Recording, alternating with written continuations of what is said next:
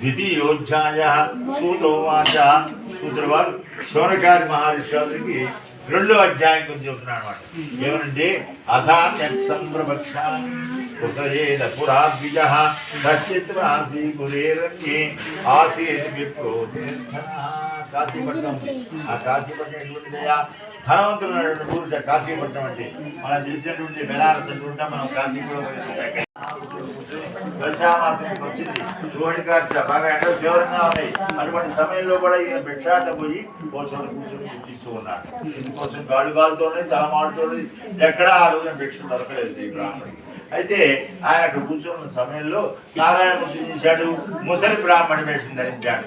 ఈయన దగ్గరికి వచ్చి ఏమండి ఎందుకోసం దుఃఖిస్తున్నావు, కారణం ఏమిటి చెప్పమని అడిగాడు. కిమర్థం భ్రమసే విప్రా మహి నిత్యం సురక్షిత గోబ్రాహ్మణేభ్య శుభమస్తు నిత్యం లోకా సమస్త సుఖినో భవంతు. ఆవులు బ్రాహ్మణులు ఎక్కడైతే సుఖంగా ఉంటారో ఆ లోకాలన్నీ కూడా సుఖంగా ఉంటాయి. కాబట్టి అట్లానే ఈ బ్రాహ్మణుడు బాధపడుతూ ఉన్నాడు, దుఃఖిస్తూ ఉన్నాడు. ఆ సమయంలో నారాయణమూర్తి వచ్చాడు.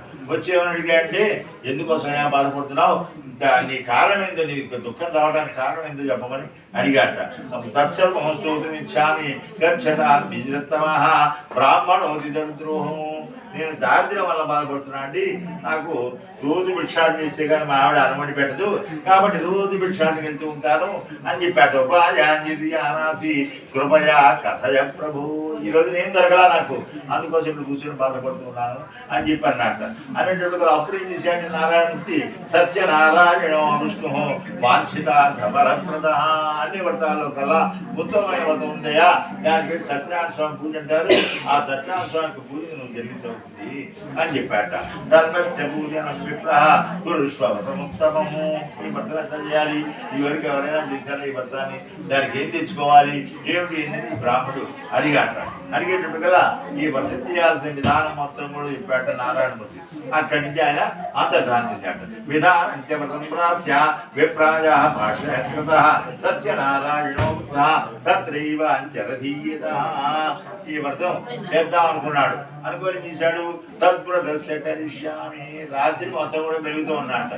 ఎందుకోసం అంటే తెల్లారి తర్వాత పని ఎట్లా పుట్టిన వెంటూ ఉన్నావో ఆ నారాయణమూర్తి కూడా వ్రతాన్ని ఎట్లా చేస్తానా అనుకుని ఈ బ్రాహ్మడు రాత్రి మొత్తం జాగరణ చేశాడు.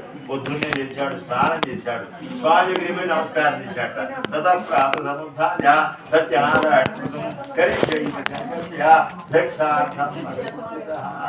స్వామి ఈ రోజు సత్యనారాయణ స్వామి చేస్తా, కానీ ధనం ఎట్లా నువ్వే తీయాలి, నువ్వు ఇస్తేనే చేసుకుంటా అని చెప్పి ఒక్కసారి నమస్కారం చేశాడు.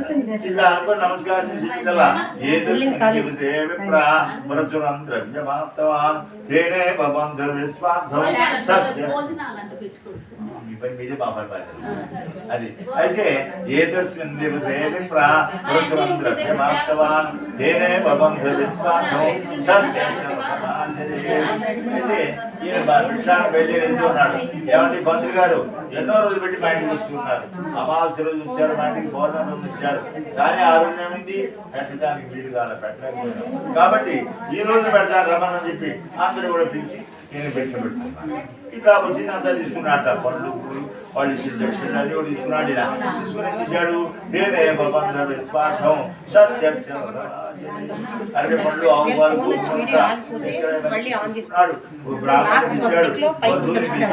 భక్తి శ్ర చేత సత్యనారాయణ స్వామి జరిగించాడు. ఇట్లా చేయడం వల్ల సర్వ దుఃఖ సర్వ సంపత్ సమన్విత బహువ సర్వతో ప్రభావత. ఆ వ్రతం చేయడం వల్ల ఆయన కలిగి దుఃఖం జరిగిపోయింది, సంపదలతో బాగా పెరుగుతున్నాడు. అది మొదలుకొని ఆయన ఈ వ్రతాన్ని ప్రతి నెలలో కూడా తీసుకెళ్ళాడు. ఇట్లా చేయడమే కాకుండా ఆ ప్రభావం ఆయన నారాయణ సాన్నిధ్యాన్ని ఇచ్చాడు అని చెప్పాడు. ఏమో నారాయణ లేదు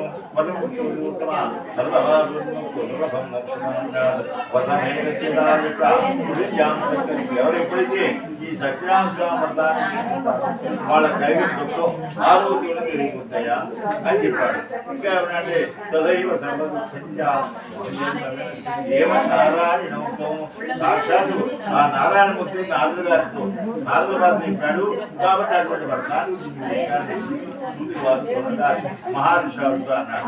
అనేటప్పటికల్లా ఆ ఋషులంతా అన్నట్ట ఏమండి ఆ బ్రాహ్మణ సత్యనారాయణ స్వామిని తీసిన తర్వాత ఆయన జాగ్రత్త వెళ్ళిపోయింది అన్నారు.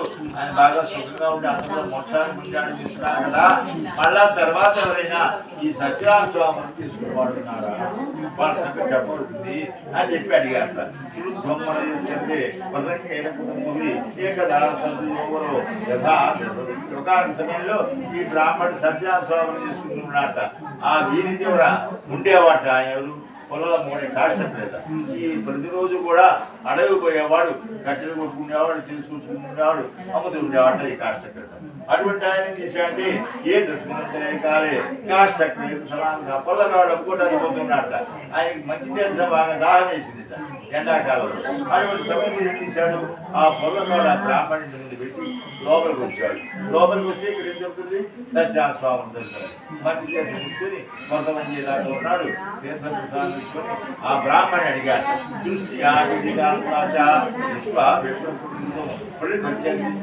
ఏమంటే మీరు చేసుకునే వ్రతం ఏమిటి, దీనివల్ల ఏం ఫలితం వస్తుంది, ఎందుకోసం ఈ వ్రతం చేస్తారు ఈ కాష్టక్రేత అడిగాడు. అడిగేటట్టుకల్లా అప్పుడు ఆ బ్రాహ్మణ నాట సత్యనారాయణ వ్రతం సర్వే చేసుకుంటే సర్వే నేను దారిద్ర్యంలో ఉండగా చేసుకున్నా, నా దారిద్ర్యం తొలగిపోయింది, ఆ లక్ష్మీదేవి అనుగ్రహం కలిగింది అని అన్నట్ట. అనే తర్వాత సత్యనారాయణ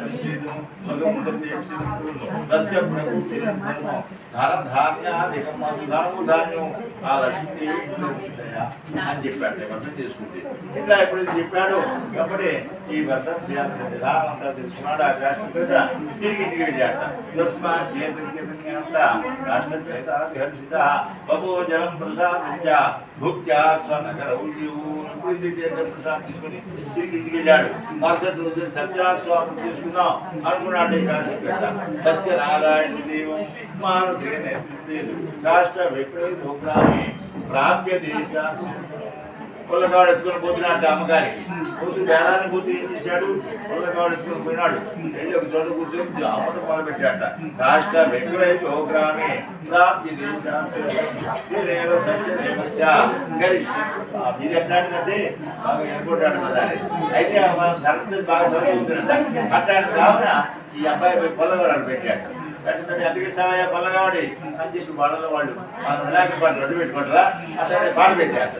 పాట పెడితే ఎప్పుడు వచ్చినా రెడ్డి అయితే అది తీసుకున్నాడు ఈ కాష్టక్రేత. జగామ నగరే ఎక్కడ దద్దినే వచ్చిన దాన్ని తీసుకున్నాడు. అంటే పండ్లు ఆవుపాలు గోధుమ చక్కెర ఇవన్నీ కూడా కొనుక్కున్నాడు. అక్కడి నుంచి బంధువుల్ని పిలిచాడు, బ్రాహ్మణ్ణి పిలిచాడు. ఈ సత్యనారాయణ స్వామి వ్రతాన్ని చేశాడు. ఎప్పుడు సత్యనారాయణ స్వామి చేశాడో గతో బంధుతమ పూజ చకార విధినామృతం తత్వ దశక్రమాలైన ఆ వల్ల ఆయన బాగా ధనవంతుడైనాడు, ఉత్తమంతుడైనాడు, సుఖంగా ఉన్నాడు. అంతలో మోక్షాన్ని నారాయణ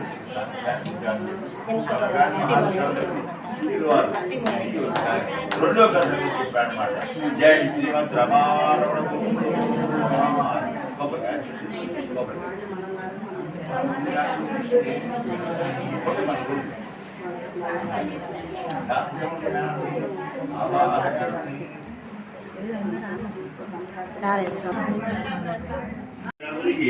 మూడో కథ గురించి చెప్తున్నాను అనమాట. ఏమనంటే అధాని పొడలకే ప్రవక్ష్యామి శుద్ధము సత్తమా పురాచోల్క ముఖో నామ వృభయాస్య మహీపతి పూర్వంలో ముల్కాంగుడు అనేటువంటి రాజుగారు. ఈ ముల్కాంగుడు ఎటువంటి వాడే అంటే జితేంద్రియ సత్యవాది, ఎప్పుడు కూడా జితేంద్రియుడు, ఇంద్రియ నిగ్రహం కలిగిన వాడు. తర్వాత భద్రశీలా నదీ తీరంలో ఈయన సత్యనారాయణ స్వామి మందిరమే కట్టించాట. ఈ మందిరానికి ప్రతిరోజు కూడా ఆయన భార్య సరోజుతో కలిసి వెళ్ళి వస్తూ ఉండేవాట. అట్లానే భార్య దస్య ప్రముఖాచ సరోజ పతనాసతి భద్రశీలా నదీ తీరే సార్ ఇంకేం చేస్తుండేవాడు, ప్రతిరోజు కూడా దాన ధర్మాలు చేస్తుండేవాడు ఈ రాజుగారు.